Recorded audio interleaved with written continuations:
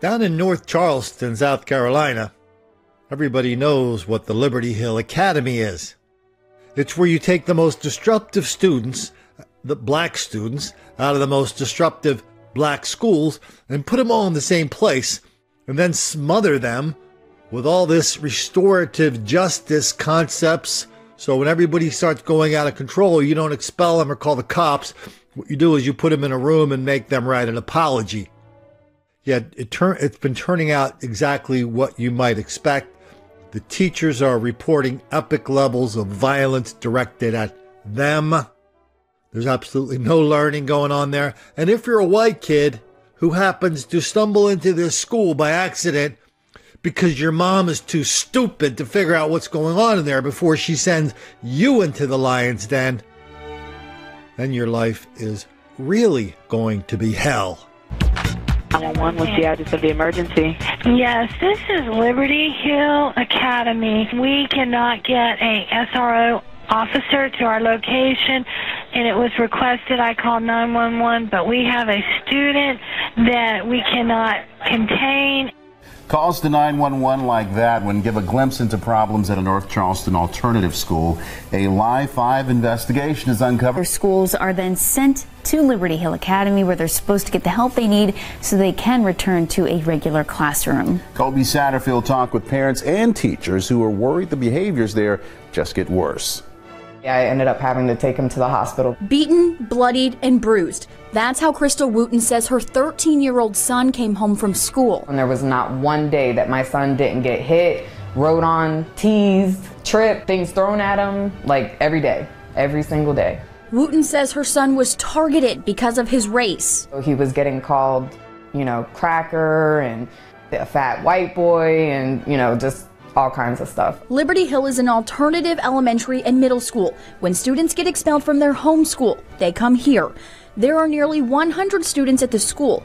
The school website says it provides a safe, structured environment. But Wooten says it's anything but. He would dread going to school. He'd beg me every day not to make him go. Wooten's son is not alone. A former teacher who was afraid to go on camera told me students assaulted her, broke her belongings, and threatened her daily. According to school documents, it's a big problem. Teachers at Liberty Hill filed nearly 4,000 requests for disciplinary action against students last year. To put that number in perspective, this is 4,000 sheets of paper. If we were to lay all these sheets out, it would stretch nearly to the middle of the Ravenel Bridge. Those referrals of reports show students kicking, hitting, harassing, fighting, and pushing other students and teachers. 911, what's the address of the emergency? Yes, this is Liberty Hill Academy. We have a student that we cannot contain, and she is hitting staff, I guess is what I should say. Calls to 911 paint a picture of what happened when a student resource officer wasn't at the school. She's in the lobby, and we're trying to keep her out of the school, but she is, she was swinging at staff, hitting staff, and we're having a hard time being able to contain. It wasn't the only time an officer wasn't there to help. Festival just got hit. If you don't have any coverage, no police officer. A couple times I was there, the stuff you saw, they allow it. Of the 4,000 referrals, nearly 2,000 were never handled by the school or the district. That means nearly half went unanswered. Is the nearly 2,000 unprocessed referrals acceptable? No, absolutely not. Looking at the number of referrals, a current teacher sees this type of behavior as a call for help. That can be alarming to anyone, but it never really fazed me because students are going to act in a way that they feel is necessary, but it's not personal against you. It's how you want to react back to that. Liberty Hill Principal Chris Haynes says the school is going through some changes. The way referrals are processed has changed. They now focus on the most major referrals and make the others concurrent. They've also hired 2 additional support staff members, a behavioral interventionist and a lead special ed teacher. The principal says this will help teachers and ultimately enhance student behavior. We are also addressing the behavior. I'm monitoring my assistant principals and making sure that we're keeping up with referrals.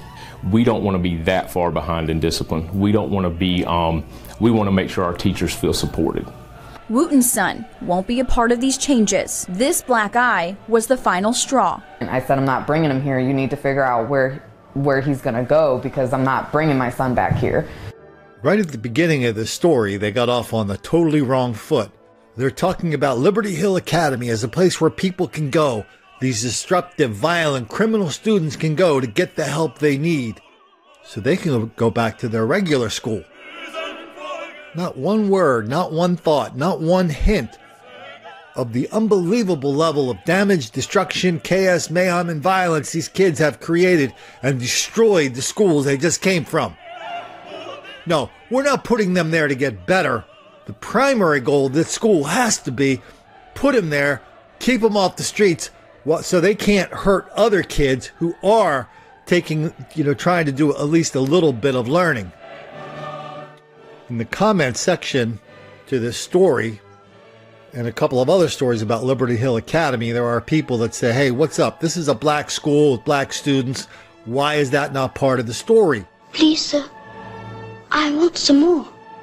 The liberals of South Carolina love to chime in and blame it all on Trump.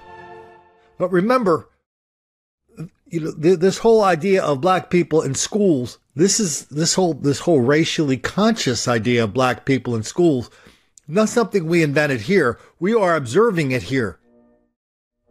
No, this is like schools are totally preoccupied with who's going to their schools and why black people are getting suspended, expelled way more than white kids, why they're not passing their classes, why they're ending up in schools like this.